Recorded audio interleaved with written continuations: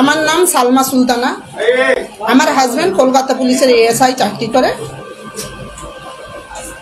আমরা এখানে এসেছি। হ্যাঁ বলুন।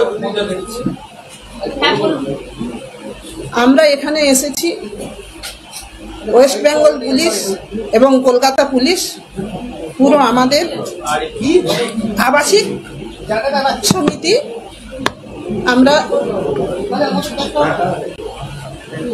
আবাসিক সমিতি আমরা পুরো ফ্যামিলি কলকাতা পুলিশ এবং ওয়েস্ট বেঙ্গল পুলিশের আমরা এখানে এই জন্যই এসেছি যে বিগত আপনারা জানেন, আপনাদের মাধ্যমেও আমরা দেখেছি, আপনারাও সব কিছু জানেন যে বিগত 1 বছর ধরে পুলিশের উপরে যেভাবে অত্যাচার হচ্ছে, যেভাবে খারাপ ভাষা বলা হচ্ছে, যেভাবে অপমান করা হচ্ছে, সেটা আপনারা সবাই জানেন। আপনাদের মাধ্যমে আমরা দেখেছি, আমরা অনেক সহ্যও করেছি, কিন্তু সহ্যের যখন সীমা ছেড়ে গেছে তখন আমরা আন্দোলনের পথে নামার ব্যবস্থা করছি।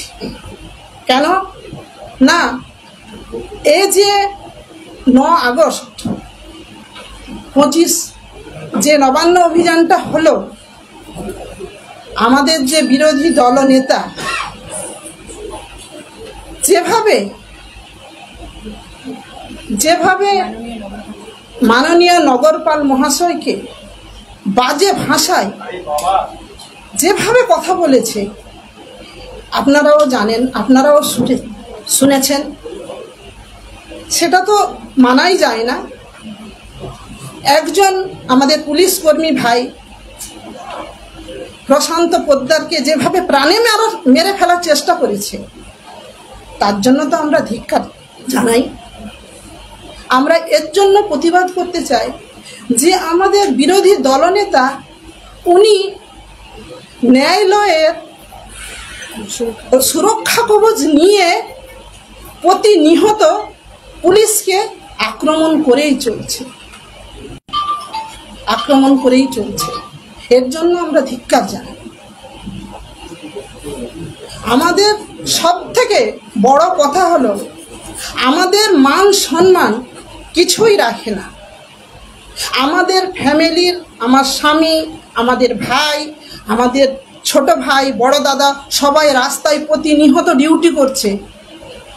কেউ জুতো খুলে দেখাচ্ছে, ইউনিফর্ম পরা অবস্থায় কেউ খারাপ কথা বলছে, কেউ বলছে পুলিশ তোমার বউ বিক্রি করো, কেউ বলছে পুলিশ তোমার মা বিক্রি করো। এগুলো মেনে নেওয়া যায় না। তার জন্য আমরা প্রতিবাদ করার জন্য আপনাদেরকে ডেকেছি, আপনাদেরকে বলছি, আপনারা আমাদের এই সমস্ত কথাবার্তাগুলো আপনারা পুরো পশ্চিমবঙ্গে সমস্ত মানুষের কাছে পৌঁছে দেওয়ার ব্যবস্থা করুন। আর সব থেকে বড় কথা, আমি বারবার বলছি বিরোধী দলনেতার কথা। উনি প্রত্যেক সময় উনি সুরক্ষা কবচ নিয়ে বসে আছেন। উনি প্রত্যেক সময় আমাদের পুলিশ প্রশাসনকে উনি অপমান করে চলছেন। আপনারা জানেন, আপনাদের মাধ্যমে আমরা দেখেছি, আপনারাও শুনেছেন। এই জন্য আমরা West Bengal police, Kolkata police, আমরা পুরো ফ্যামিলি, এটা আমাদের পরিবার, আমরা তার জন্য এর প্রতিবাদ করছি, এর ধিক্কার জানাই। ম্যাডাম সালমা সুলতানা বিষয় তৃণমূল নেতা যখন পুলিশের আপনি বলুন,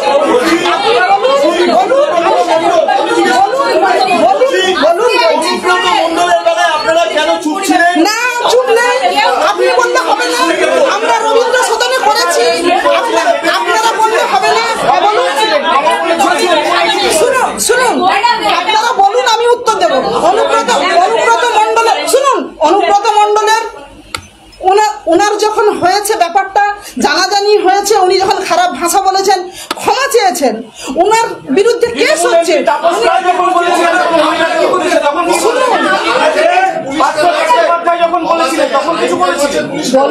আপনারা কি শুধু সিলেক্টিভ হয়ে বলেন? না,